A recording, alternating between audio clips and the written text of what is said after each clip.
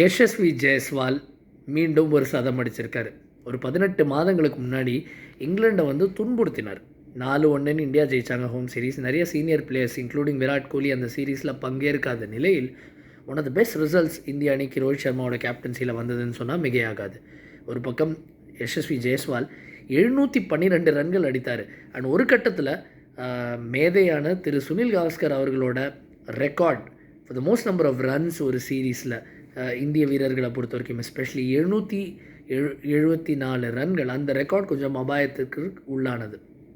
அங்கே எங்கே விட்டாரோ திரும்ப அங்கேருந்தே தொடங்கி இன்றைக்கி ஜெயஸ்வால் ஒரு 100 அடித்தார். But what makes Jaiswal special அப்படின்னு பார்க்கும்போது Siddharth Monga ESPN cricket follow ஒரு அற்புதமான ஒரு தொகுப்பு, ஒரு ஆர்டிக்கல் தொகுத்து எழுதியிருக்காரு.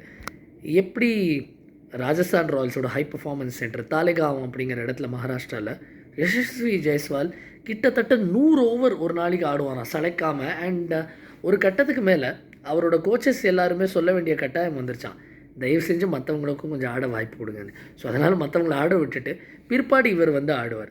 அண்ட் ராகுல் டிராவிட் வந்து சித்தார்த் மோங்காவுக்கு சொன்னதாக மோங்கா எழுதின ஒரு விஷயம், ஜெயஸ்வால் எப்போதுமே சொல்கிற ஒரு விஷயம், எனக்கு ரன் அடிக்கணும், எப்படி இருந்தாலும் ரன் அடிக்கணும்.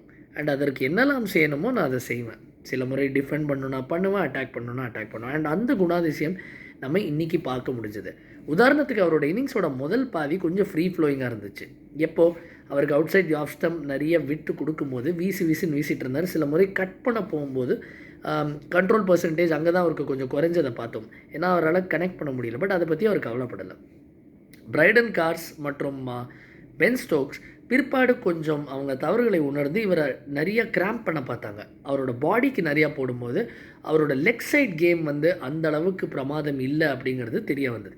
ஆனாலும் அவரோட அபாரமான ஒரு தன்னம்பிக்கை, விடாமுயற்சி நம்ம பார்க்க முடிஞ்சது. அவர் ஒரு முறை கூட பெருசாக புல் பண்ண ட்ரை பண்ணல, தூக்கி அடிக்க ட்ரை பண்ணல. அண்ட் லெக் சைடில் கிரைண்ட் அவுட் பண்ணார். எந்த அளவுக்குனா ஒரு கட்டத்தில் கிராம்ப் வரும்போதும் செஞ்சார். இன்ஃபேக்ட் முதல் 20 பாலில் அவரோட கண்ட்ரோல் பர்சன்டேஜ் 90, அதுக்கப்புறம் அடுத்த 92 பாலில் அது 70 சரிவதை பார்க்குறோம். அண்ட் பிற்பாடு கிராம்ப் வந்தது.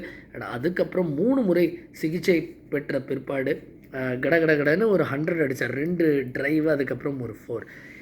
நீங்கள் ஓவரால் பார்த்தீங்கன்னா லெக் சைடில் அவர் 10 ரன் தான் அடித்தார் அவுட் ஆஃப் 101. பட் அவர் சொன்ன ஒரு விஷயம்தான், எனக்கு ரன் அடிப்பது எப்படி அப்படிங்கிறது தெரியும்.